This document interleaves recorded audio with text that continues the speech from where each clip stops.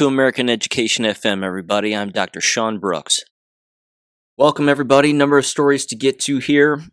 First of all, just a couple of housekeeping things, so to speak. I wrote a Substack article, which is up on the American Classroom right now. You can check that out.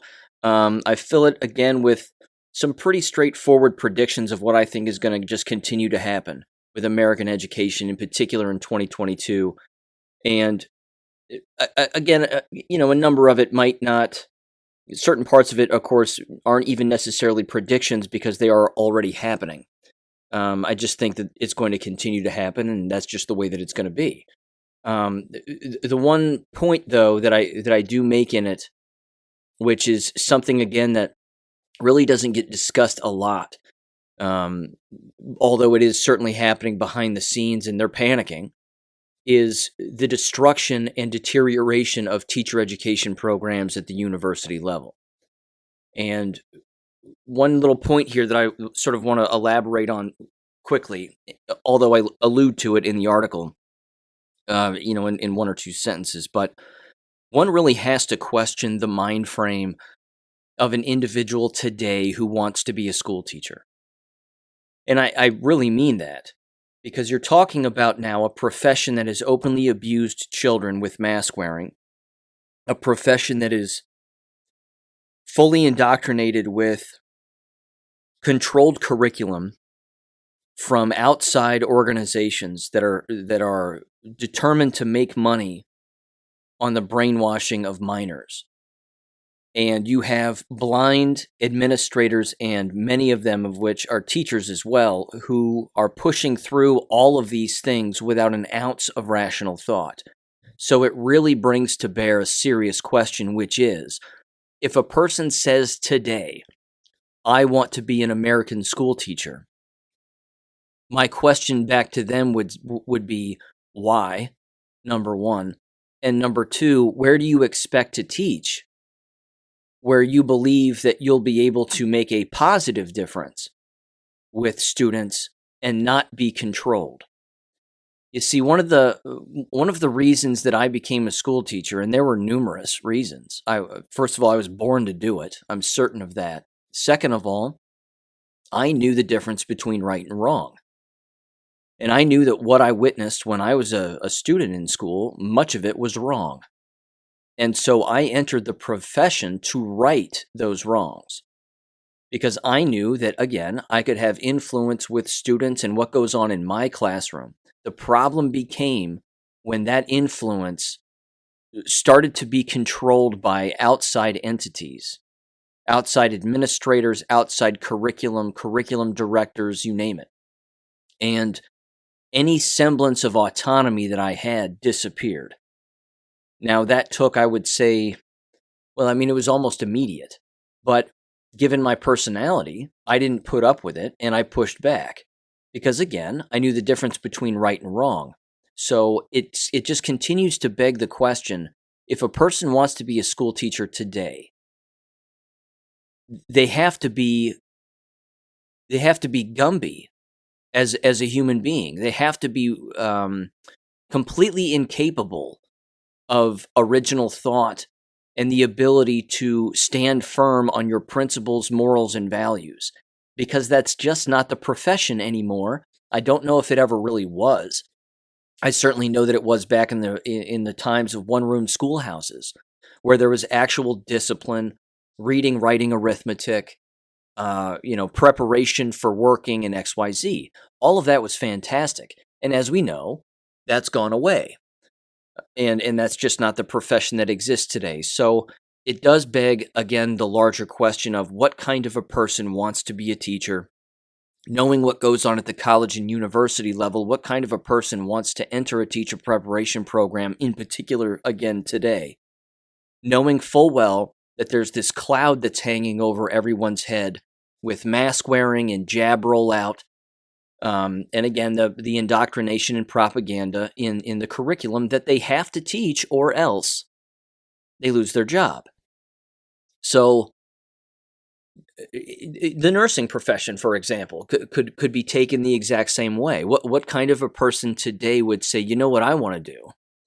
I want to enter a profession that's openly killing people, not listening to real facts, not investigating anything, but just doing what the corporation and the board members tell us to do, including wearing a mask all day long, when that clearly doesn't do anything. So again, these are the kinds of things that I think moving forward are going to continue to be exposed.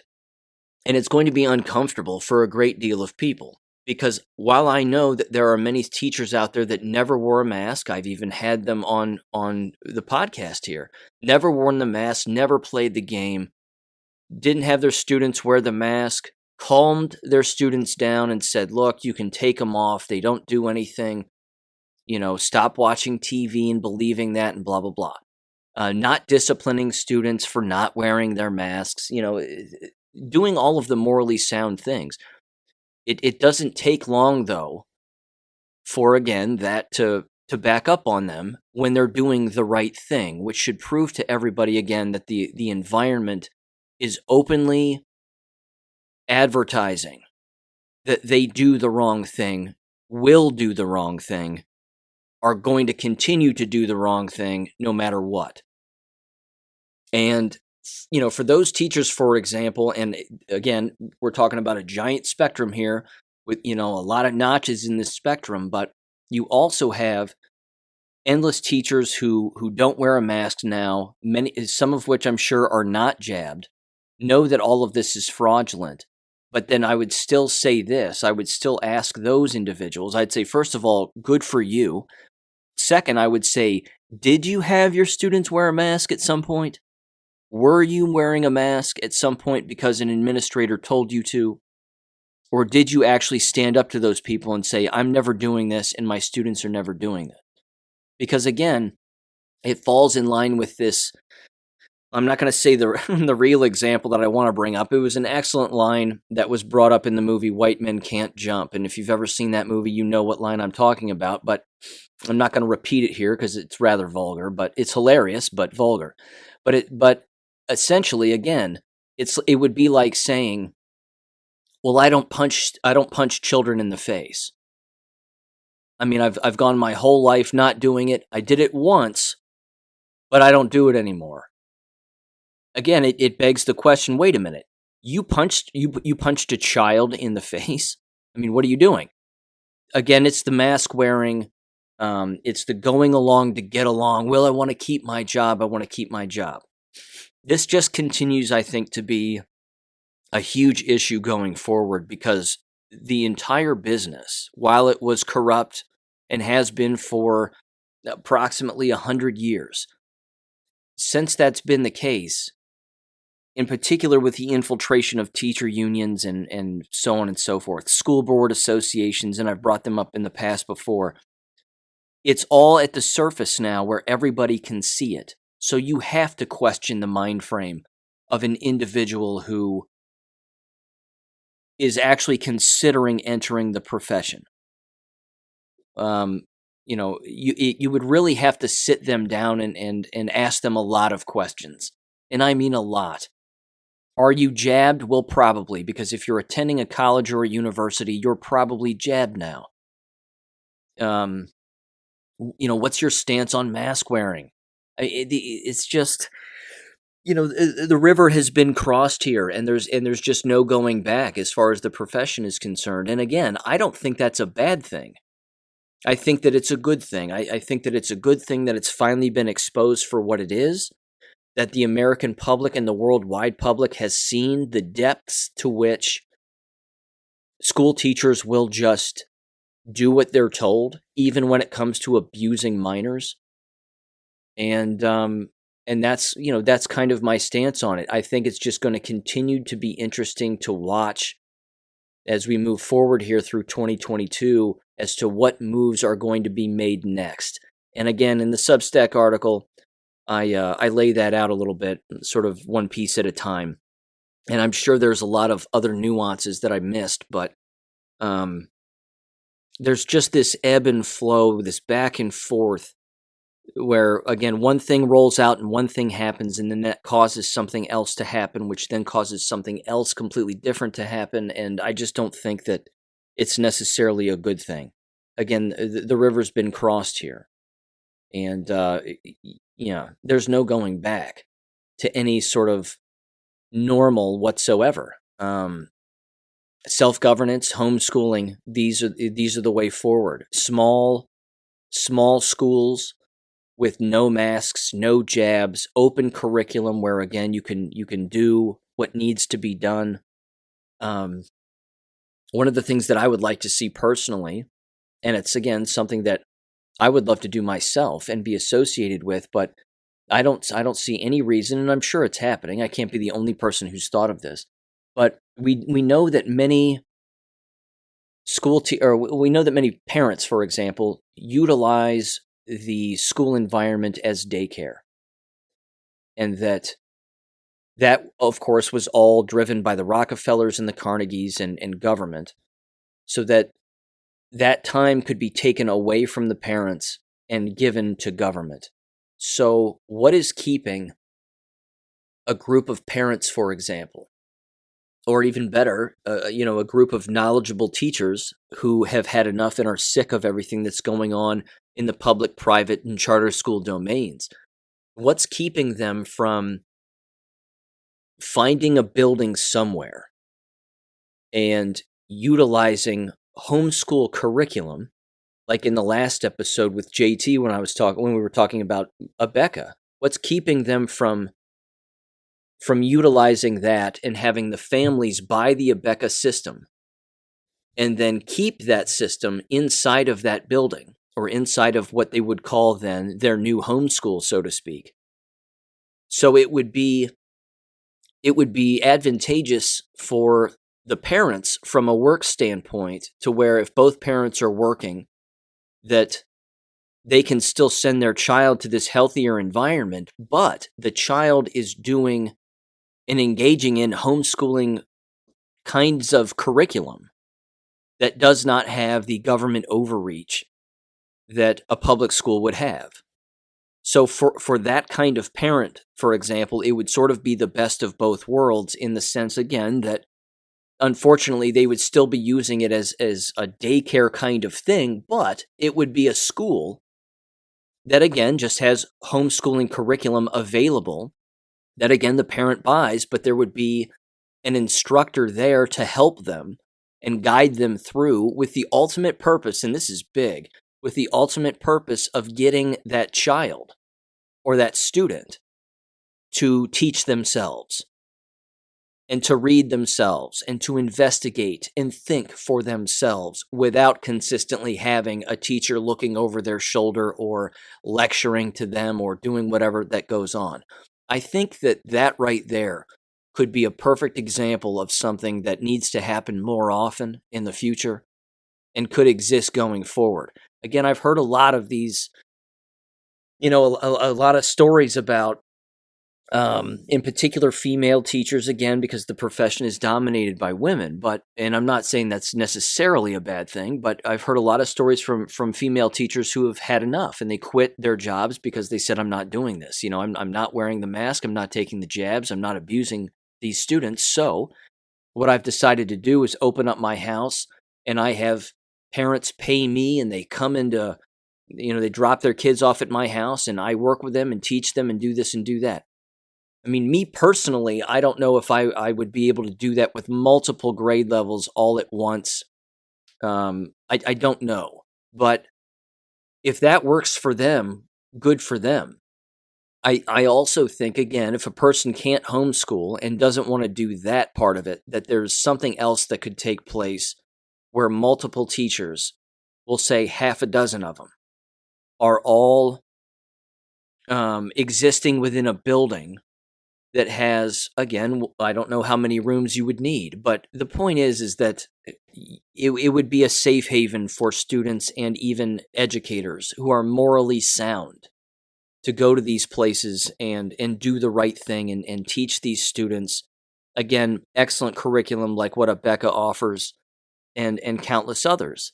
It would be nice to have one program like Abeka for all grade levels. That way, again, when a child is receiving the younger instruction based on a younger grade, they know that they're going to be receiving similar curriculum as they age throughout that particular program. But yeah, I think that that's something that could, should, and might be happening right now. My point is I just don't know. I don't think that homeschooling curriculum has to be limited to a child's address. I think that you can utilize homeschooling curriculum in an independent school building that's tutoring / teaching these students that very curriculum. So yeah, that's kind of my rant on that. I think that would be a cool thing. I hope that happens. I would like to see that happen more, is kind of my point. But yeah. So in the Substack article, again, I just hit on some predictions and paradigm shifts that I think are going to take place. So I highly recommend checking that out. And again, it's on my website, AmericanEducationFM.com, and it's also titled The American Classroom is the name of the Substack. Also, on my website, under the Documents tab, I have 2 sections that I've added to regarding detoxing from the jab. I came across a rather elaborate PDF. It's full of colors and all kinds of things. Again, I'm not a medical doctor. I'm just putting it out there for you to read if you're interested, and maybe sharing with some family members who have been jabbed or whatever. I'm not saying it's going to cure anybody of anything, but there's a lot of detox steps that are taken there. So under the Documents tab, there's two sections I have listed at the top. It'll say detoxing from the jab, and then there's another one below it that says detoxing from the jab number 2. The detoxing from the jab, the first one, is a long, elaborate PDF with multiple different doctors contributing, and I've basically just added to that. And then the detoxing from the jab number 2 is one big PDF, which is the color one. So if you're interested in downloading those and checking those out, you can. Again, it's all free. I also include a little post in there about fenbenzanol, if I'm saying that correctly. This is, again, a dietary supplement that's available on Amazon in both pill and powder form. And it is continuously being talked about in the spheres of cancer cures, in particular regarding cancer tumors and diminishing cancer tumors. Again, you can purchase this on Amazon. Getting a big bag of the powder is $200 some odd, and then you can buy I think 22 milligram or 44 milligram pills, or it could even be higher than that. I'm not entirely sure. 222 maybe and 444, something like that. But it's available on Amazon is the point. And yeah, it's a dietary supplement, so I'm not sure taking it casually could do any harm to anybody. But again, don't quote me, not a medical doctor, but it's certainly something that's continuously being talked about. Again, in the realm of cancer cures and diminishing cancer tumors, not necessarily for leukemia or things of that nature, but definitely cancer tumors, I believe.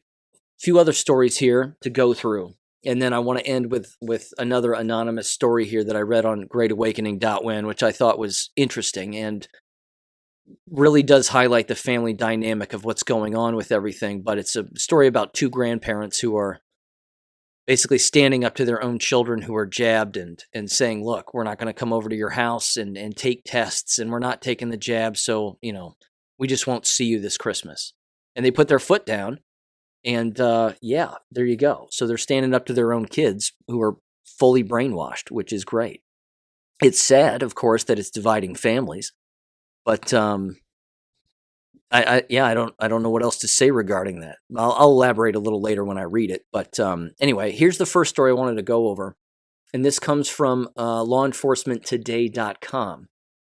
It's titled, Over 500 FOIA requests were filed by parents against Loudoun County School District over rape cover-up.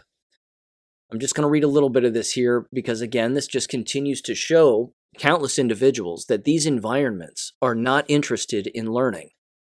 They're not interested in teaching. They are interested in indoctrination, criminality, covering up their criminality. And this is what these environments do by design. And one of the ways, of course, that you can tell that with any school district has to do with how big they are. The bigger the school district and the larger the district offices are, with more and more employees, that should be the dead giveaway that there's a lot of people there that are interested in, again, maintaining a particular image. And if that image starts to crack, I mean, it's just gonna flood eventually. And this is a perfect example of what's happening in Loudoun County. You cannot shine a light on Loudoun County, Virginia, as brightly as what has been shined on them for as long as it has, and not expect to find things. You're gonna find stuff. And now these parents have had enough. Yeah, and you got countless FOIA requests, which is fantastic. So it says this: Loudoun County Public Schools, which has faced widespread backlash and scrutiny covering up sexual assault in the district's schools, is now dealing with hundreds of Freedom of Information Act requests filed by district parents. It says FOIA requests filed by parents seeking to gain information on sexual assaults in the schools has increased the yearly average of requests by 5 times. From 2012 to 2018, the average number of FOIA requests in the school district was about 90. Still not good. And then it says about 40% of the new FOIA requests have been filed on behalf of Fight for Schools, a watchdog group fighting for transparency from the school board. School Division Public Information Officer Wayne Bayard said the requests have forced the district to double its staff to process the requests. And to that I say, ridiculous that you're having to now pay more people to print off things or send emails or whatever. But you're also paying people to delete documents. And you'd better believe that's happening. Because there's no way that a school district like them goes through all of those documents, not hitting the delete button on the computer every once in a while. It's just going to happen. They have too much to hide. They have too much to hide, and they have too much that'll get exposed in the process. So there's that. Thanks again, Loudoun County, for nothing. Here's the next one. This is from a few days ago. Minnesota School Board votes to give minority teachers higher pay. Not sure I have to go through this also. Again, the headline pretty much says it straight up. Again, Minnesota's lost the plot, and they lost it a long time ago. So again, it goes back to the first thing that I said at the beginning here. It should show people what is going on at the K-12 level, which means you'd better believe that this is happening at the teacher education level within universities. I mean, they're pushing this kind of, if you're white, you'd better hate yourself. And if you're a minority, you deserve to be paid more because of your race or your skin color or what have you. It is the Bolshevik play of all plays. And it just can't be defined any clearer than that, I don't think. The fact that segregation and discrimination based on race is so widely accepted in these areas is astounding. But again, it begs the question again, what is the frame of mind of the person who is working in those environments? They're not well. The people that are working in those environments just are not well. Yeah, I don't know if I can elaborate on it. But again, who would want to be a school teacher today? I just don't get it. I really don't.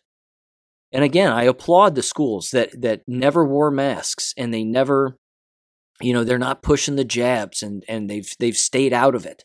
I'm certain that there are some schools where that's the case. I think that those schools are few and far between, but I'm not doubting for a minute that those schools exist. I'm certain that they do. We, of course, don't hear from them. And they're not as vocal as they probably could be. So again, if somebody's out there and they're listening to this and you want to get a hold of me and you've worked in one of these buildings that's never pushed the masks, no one wears masks, very few, if any, are jabbed, and you're sticking to exactly, a good sound curriculum, get a hold of me, shoot me an email. I'd love to have you on and have a conversation as to what you think is going on. But All of this, again, has taken a massive toll on students as well, which again leads me to this. And this is a huge story, of course, from this week, and not surprising because, again, I even wrote about this in my Substack months ago. Not tooting my own horn. I'm just saying that the writing was on the wall with this. And it comes from greatgameindia.com. It's titled Lockdown Policies and Mask Mandates Linked with Lower IQ and Social Brain Damage in Children. It says the following. Quote, according to a clinical psychiatrist for children and adolescents, recent lockdown guidelines and mask regulations in the county are leading to a generation of children with lower IQs and signs of social brain damage. On an interview with host Cindy Drucker, if I'm saying that right, probably not, of The Nation Speaks, aired on 25th of December, Dr. Mark McDonald, who again, I believe was the child psychologist who has associated himself with America's Frontline Doctors. I watched this guy speak live. I liked his presentation in San Antonio this past summer. I thought it was very good. He told a horrific story again, which I brought up here in previous episodes, albeit a while ago, that he's having conversations with these families that are fully masked, fully jabbed, and bringing their children in fully jabbed, fully masked. And they're watching television on a constant basis. They're panicked. They're hypochondriacs. They are full-blown Munchausen syndrome. They're not well. And he's just trying to make little inroads to get them to take off the mask because they actually think that the mask is saving them, that the mask is a lifesaver. I mean, just the other day, for God's sakes, I was driving down the road. It's raining out. And there's two adult women walking next to each other. One of them is wearing a mask and the other one is not. I got nothing on that. I don't even know. I got nothing. I don't even know what to do with that. But anyway, back to the article. It says, referred to a study published on August 11th by Brown University that noted, quote, children born during the pandemic have significantly reduced verbal, motor, and overall cognitive performance compared to children born pre-pandemic. In a separate interview with the same episode, director of the Center of Evidence-Based Medicine at Oxford University, Professor Carl Hennigan, made reference to evidence that the restrictions around the pandemic and the fear we instill into children has resulted in the aggravation of psychological issues. No kidding. Again, a lot of this just goes without saying, which is why, again, the people that are homeschooling are saving their children's lives here. They're saving their lives.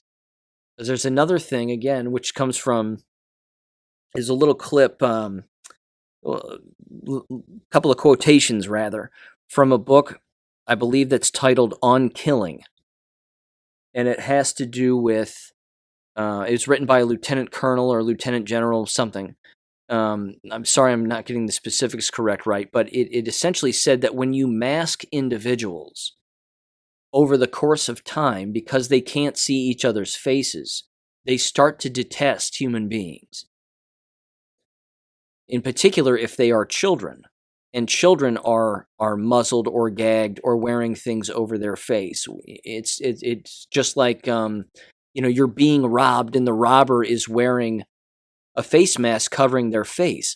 The look of that is more intimidating and evil,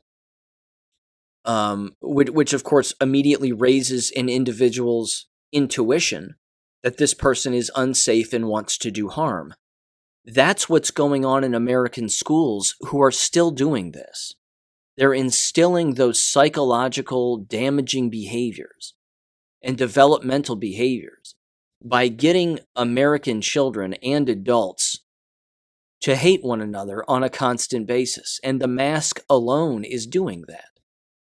And I agree with that assessment wholeheartedly. I mean, this is something that has been studied at length in previous decades, in particular within I guess it would be the 20th century. All throughout that century, endless wars throughout that century. And again, Criminology, of course, is a field of study, and rightfully so.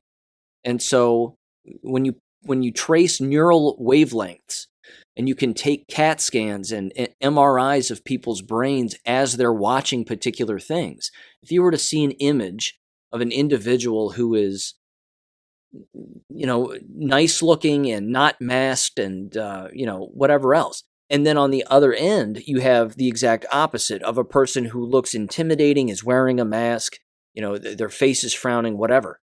The feelings that are going to radiate throughout that person's brain and the emotions that are going to take place throughout that person's brain are going to be detrimental. And again, it's just happening on a day in and day out basis. So again, it raises serious questions about the frame of mind of the people that are working in these buildings and doing what they're doing to minors. It continues here. It says 8 out of 10 children and adolescents report worsening of behavior or any psychological symptoms or an increase in negative feelings due to the COVID-19 pandemic. Concluded on the October 2nd study. It says, quote, school closures contributed to increased anxiety, loneliness, and stress. Negative feelings due to COVID-19 increased with the duration of school closures, the study reports. Deteriorating mental health was found to be worse in females and older adolescents. It then says, according to Hennigan, teens over the age of 12 also perform worse than children under 12 as adolescents experience increased peer and social pressures and are more aware of the news that is being broadcast around the world.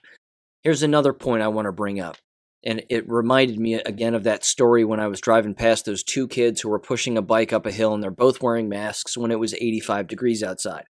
If you recall that story, that paragraph right there brings in another angle in the spectrum here that is remarkably problematic, because now you have endless minors in these environments, teenagers all the way down to elementary school students.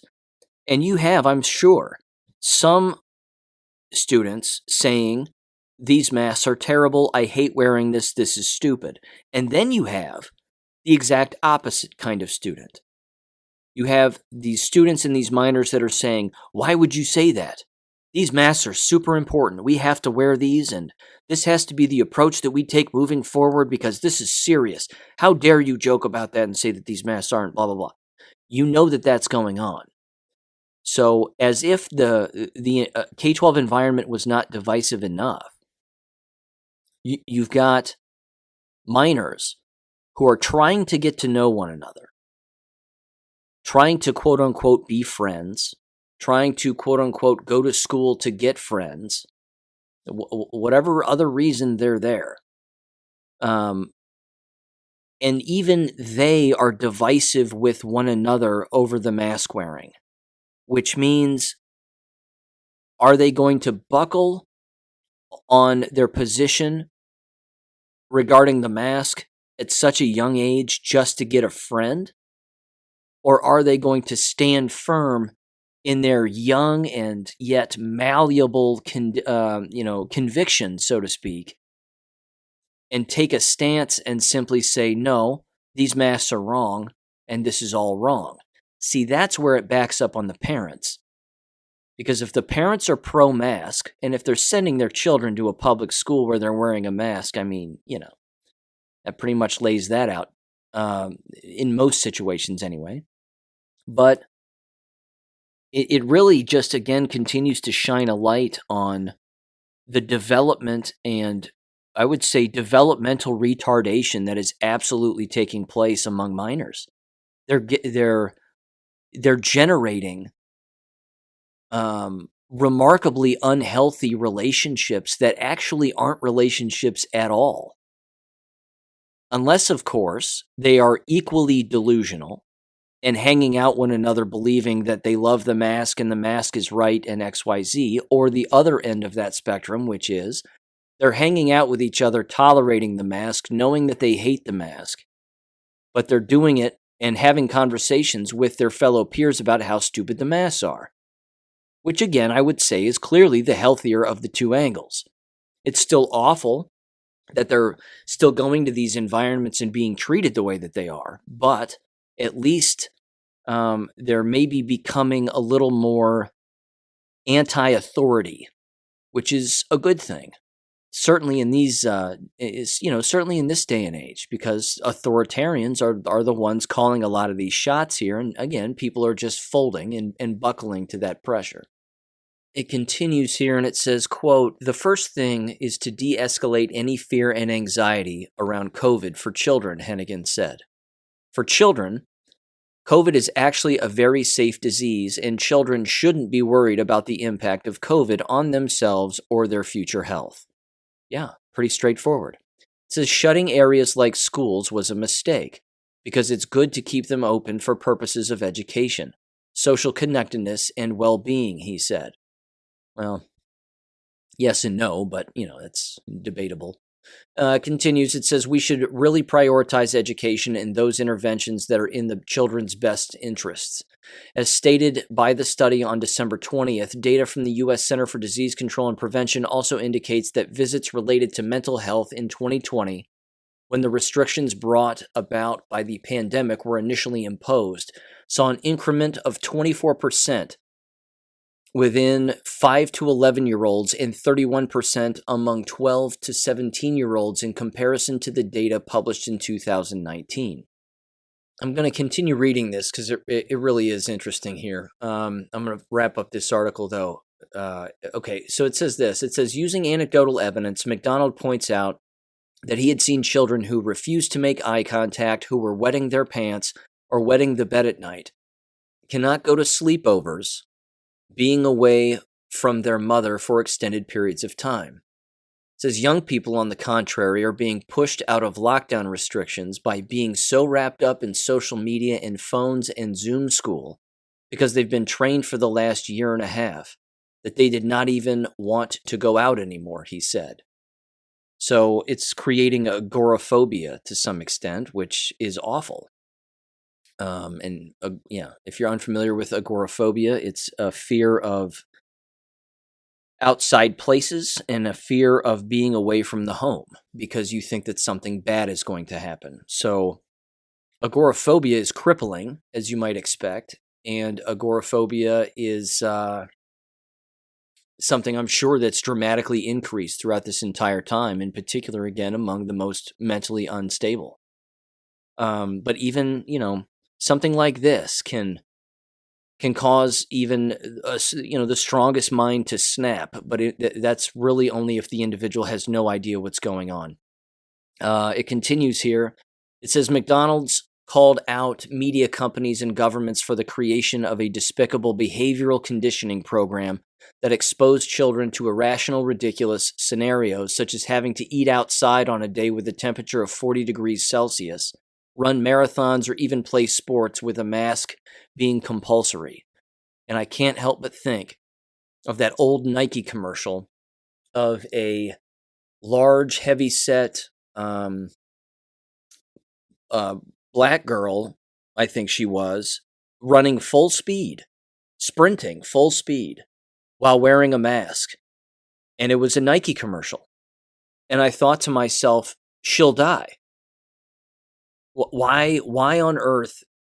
I mean, Nike, we know why. They're a satanic organization with they've had a satanic CEO and XYZ, but who's borderline pedophile if he isn't one really. But I mean, that right there again, shoving that in children's faces, even on YouTube ads, and exercising with masks on, and, all of that nonsense that places like Planet Fitness and LA Fitness and all that other junk, all that stuff that they were doing, all those restrictions is so counterproductive to the truth, and the exact opposite of anything that resembles common sense. But people would just do it, which is beyond ridiculous. Again, no pun intended with the just do it, but there you go. Let's see. It says on December 27th, the Biden government recommended that children who are too young to be vaccinated should be surrounded by vaccinated people and mask in public indoor spaces, including schools. And again, I mentioned that in the Substack article. I don't think the masks are going anywhere. I think that these tyrannical schools that have been imposing the masks are going to double down with the mask wearing. Or, as I say in the article, they're going to flip that switch on and off. They're going to say, well, we're not going to have masks at the beginning of the year. Then a bunch of people are going to get sick and they're going to go, well, we got to have masks now. Now we got to put the mask back on because, sick people means it's a mask problem. It's just awful. It says, let's see, according to COVID plan that's laid out on the website of the White House, hallucinations, anxiety, sleep disorders, psychosis, and suicide are some of the several psychiatric disorders following COVID shots that were reported in more than 100,000 cases.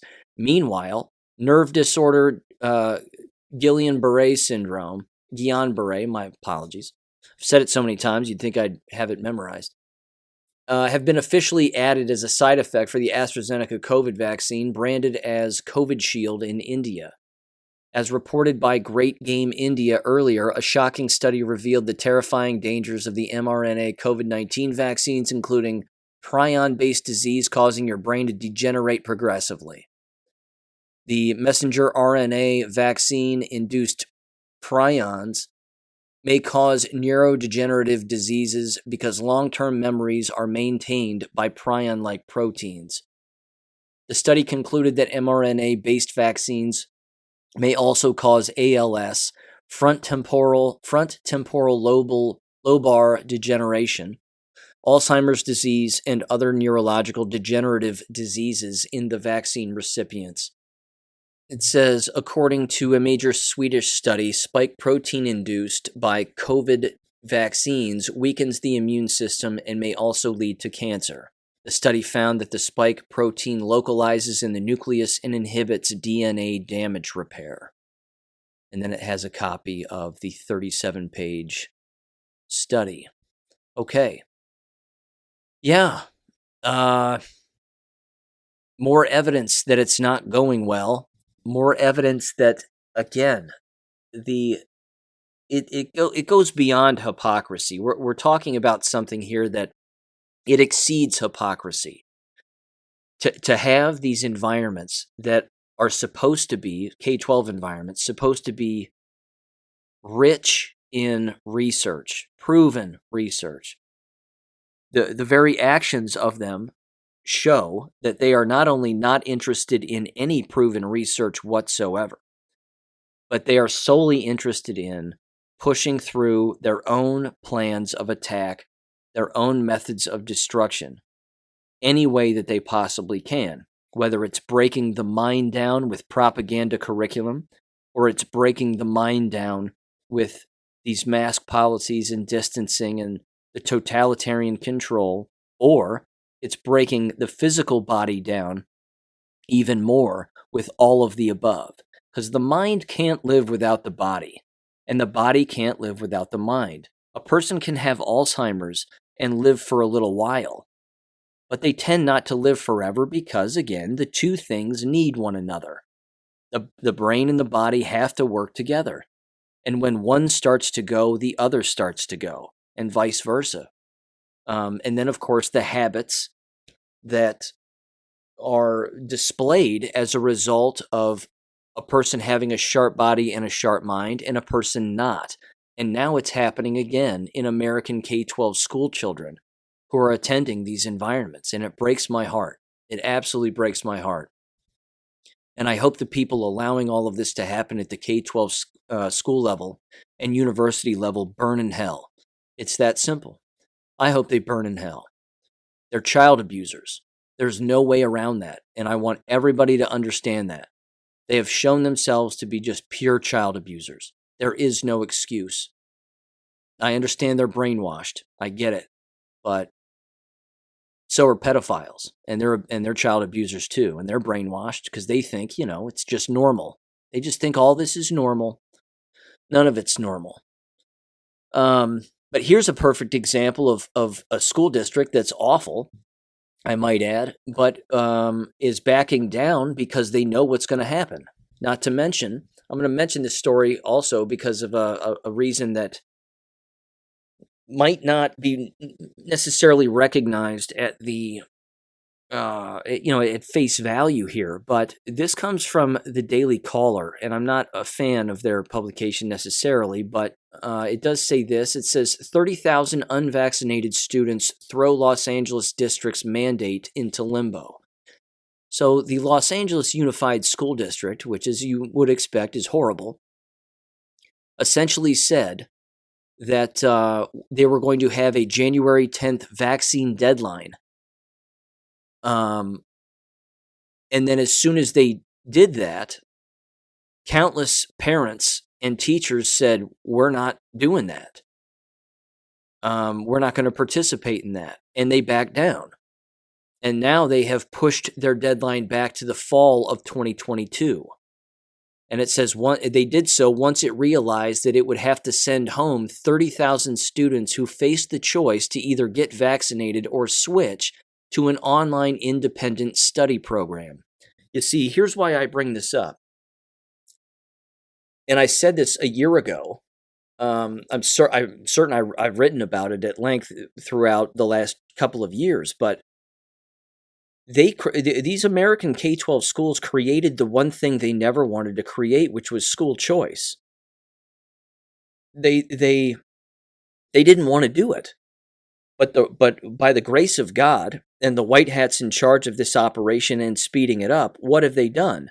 They created school choice. They created the thing that they never wanted to do. Now they have to rely on school choice in order to try to continue with this giant COVID lie. You'll even hear endless superintendents like the dimwit who runs the local school district here where I live. He consistently says, we don't want to go back to online learning. We don't want to do that again. We will do whatever we have to do to make sure that isn't the case. But his alternative, of course, is having students in school wear masks. It doesn't matter what's going on during a sporting event. There's no mask wearing. It doesn't matter what's going on when the choir is singing. They're all standing next to each other, not wearing masks. But having them wear masks apparently in a classroom and while they're walking around the hallway is somehow a tenable scenario. It defies logic. It makes no sense whatsoever because, again, we know that the mask doesn't work. The point here with this story is that they've, again, created the thing that they didn't want to create, and now they know that there would be a mass exodus if they force these jabs through, because you would have countless students say, I'm not doing that. I want to do the online home curriculum, which, by the way, they can't get rid of.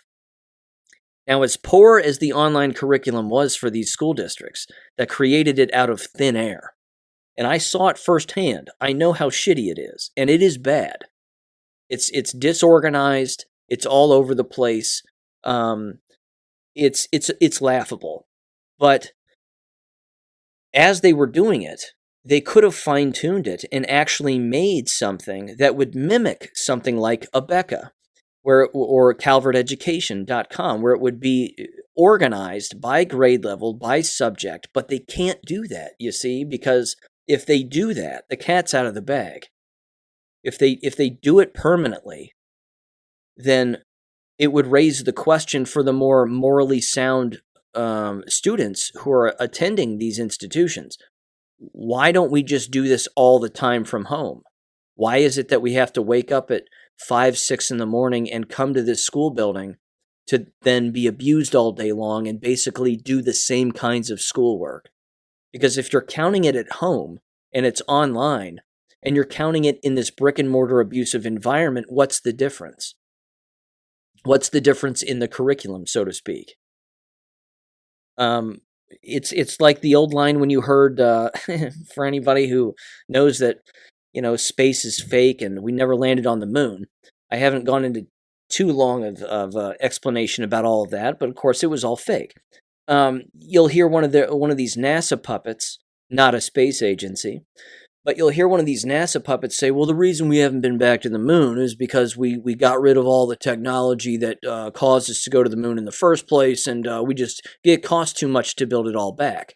Wasn't that funny? Isn't that funny? Because it's the exact same stupid explanation that these K-12 schools are creating when it comes to their online curriculum. They built it. They did it. They implemented it. Whether it worked or not is another story, but they had it anyway. And now they're acting like they don't want to return to it. Because again, the attendance would drop, and you would create even more division within the school buildings that already occurred all last year, in particular last winter. I mean, the division that occurred last winter of this year, 2021, in January and February, if you recall, was astounding. It was astounding. The Chicago public school system was on the news, in particular alternative outlets, on a constant basis being laughed at because they didn't want to go back to school because, well, they've been jabbed, but they don't know about their other coworkers and their students, and the students can't get the jab, so why would I want to go back if they're not jabbed because I don't want to die and blah, blah, blah. I mean, the insanity stretched all the way back then regarding the division that's being perpetuated throughout these schools. I don't see that getting better. I really don't. And it just, again, adds more evidence that these environments are criminal organizations. They've created endless workarounds, so to speak, and they can't even stick to it because they don't want to. Because if they do, they're only shining a larger light on them that they are frauds. And they can't have that happen. I mean, can the light get brighter on them for being frauds? Yes, it certainly can. And I think it's going to continue to be the case. I think that's what 2022 has in store. I'll wrap up here by saying this. I think that 2022 is going to be dangerous for a variety of reasons. I'm not dooming, I'm not glooming. That's not what this is. I'm simply saying that more and more sludge is going to come to the surface, and people are going to have to make more firm decisions about the well-being of themselves and their children when it comes to these environments. They've prolonged it, they've put it off. I know a lot of people, again, who they say, well, we're making do, and we're trying to get along to, go along to get along, and we think they're going to reverse their policies and get this back to some semblance of normal. Again, I don't think that's going to happen. I think that ultimately self-governance is going to win the day here. I think that American families and their children are going to have to step up and self-govern and say, we aren't doing this anymore. The mental and emotional health of ourselves, our children, are too important to just give it up to government and let government put its cigarettes out on the minds of our children. The child's mind is not an ashtray, and it should never be treated as such. But unfortunately, again, they've shown their hands, and the next thing that's going to roll down here is going to be a massive jab rollout for American K-12 public schools. And Robert Kennedy spoke about that not that long ago. I highlight a quote of his in the Substack article again. I think that will be the biggest fight moving forward here. But again, there are greener pastures on the other side. And I think that more and more American families are going to see that, realize that. And, you just don't know what's in the mind of a child sometimes until it's too late.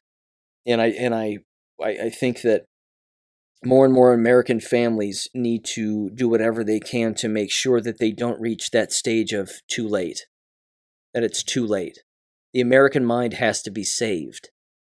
And the young American mind has got to be preserved so that it can survive in the future, because we're going to need them, and we want them to be around, and we want their families to be around also. But it's gonna take some serious moves here and some serious shaking in order to take the governance back, take the education back, the individualized learning back. you heard, the last guest, JT, he's got an 8-year-old and she's practically teaching herself. Again, I see that 8-year-old, and then I see a 16, 17-year-old female student at a high school wearing a mask who's literate, can read, but is more concerned with being seen in a school environment and quote unquote having friends during the school day, as opposed to doing what she could be doing, which is what the 8-year-old is doing, which is teaching themselves. It's embarrassing, to be honest. I think it's embarrassing, because that right there would be a huge slap in the face, I think, and a kick in the pants. To walk up to a high schooler, whisper in their ear and say, hey, just wanted to let you know there's an 8-year-old who's teaching themselves at home right now. They're literate, just like you are, but they're at home. Guess what they're not doing? They're not wearing a mask. They're not being abused. They're being raised correctly. Why don't you just go home, take your credits that you already have from this high school, and enroll in an online homeschooling program? I bet you'll be a whole lot healthier. And if you want, you can still hang out with all your friends on the weekend and in the evenings, and you can go to their house and do all kinds of things. If you were to actually say that to a high school student and remind them that there are actually elementary aged children out there who are smarter than them and less brainwashed, I'll tell you what, talk about dumping a bucket of cold water on them. It would shake them to the core, I think. Absolutely shake them to the core. And I think that that's going to happen more and more, ladies and gentlemen, in 2022. I have no doubt about it. So with that said, I want to end on this particular, again, anonymous post here that I mentioned at the beginning. And the title is ominous, but again, it ends well. So again, it's older family members standing up for themselves and trying to send the message to their children. In particular, one of their children, their son in particular. It's titled the following. It says, How COVID is Crippling Our Family. It says, my son married a lovely, smart girl who was raised in a liberal Midwestern family that by all appearances are typical upper middle class. Father is CEO of a foundation, the mother a registered nurse that works with a local family practice. Wonderful people. Charming, bright, educated, hardworking, and love the good life. Oh, and are liberals. Most important part. Or important point, rather, it says. It says, quote, the mother is convinced that COVID is truly a deadly disease because she has seen so many people die from it. Her husband, a big strapping guy, spent over a month in the hospital from it. So to her, everything in life is COVID. It's the central focus of every discussion. Because she's a nurse, she feels she's the one with the most knowledge about this deadly disease and at liberty to set some standards when it comes to any get-togethers. This weekend, my son and his wife were planning a birthday party for their only child. The wife miscarried 2 months ago after being fully vaxxed, but no problem because her mother said the two aren't related because she's the nurse and knows. My wife and I were planning on attending the party until my son called this morning and said, quote, Dad, don't shoot the messenger, unquote. You can guess what was coming. His mother-in-law was requesting all that attend the party be COVID tested first. I thought for a moment and said that we wouldn't be coming then. He said, but Dad, you can get one of those quick tests at CVS, no problem. I said, why would I? I'm not sick. Then I said, listen, son, my life doesn't revolve around COVID. I asked when were the last time you got tested for smallpox, polio. You do realize that people who think everyone needs to test when they are not sick are suffering from a mental illness. The science shows that the people who carry the highest COVID viral load are those fully vaccinated, not those unvaccinated. My wife and I are not vaccinated, nor will we be. We will not be pushed into getting a test that isn't accurate when we don't feel sick either. It's a matter of principle. We had no problem being there because we don't care if they're vaccinated or not. It's a personal matter, and that's it. I said we will see our granddaughter some other time when they're not around to get our imaginary cootie bugs. It says, sorry, but I will not be bullied, pressured, or anything else to satisfy someone else's insecurity and need for control. We don't roll like that. We love you, your wife, and our granddaughter, so we'll see you some other time. He then says, quote, but Dad, Betty, not her real name, is concerned because she has seen so many friends die, unquote. To which he responded, son, that's because her friends were never given a script for hydroxychloroquine or ivermectin early when they first got sick. Their doctors never told them to take vitamin D, C, and zinc. Then, when they got to the local hospital, they were given remdesivir like her husband.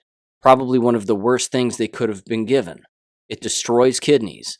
Betty thinks she knows what's best, but I assure you she knows nothing of the science. She follows protocols which are wrong. Exacerbated, he says, I hope this doesn't destroy my daughter's relationship with you and Mom. It won't, but we draw the line now because I don't set conditions for them, nor should they for us. And he ends up by wrapping this up by saying this. He says, COVID destroys minds more than any other part of the body. I won't be bullied regardless, nor will I or my wife give in to the pressure. Starting down that road then leads to show your Vax card to enter. No thanks. We're just a couple of loving grandparents who have their standards, their morals, and their common sense. I won't give them up, even if it means I'll miss seeing my lovely granddaughter. Sorry, I don't drink Kool-Aid, never like the stuff, nor will I in the future. Unquote. Ladies and gentlemen, if you're listening to this and that hasn't resonated with you regarding family members or anybody that you know, I got to tell you, I think that just hits with a lot of people right there. But again, they're taking a stand, and they're taking the right stand, and they're going to be on the right side of history. So with that said, everybody, Happy New Year. I'll catch you on Monday. It'll be 2022, and what a year it's going to be. Take care. Thank you for listening to American Education FM. Make sure and check out AmericanEducationFM.com for more information. Take care and God bless.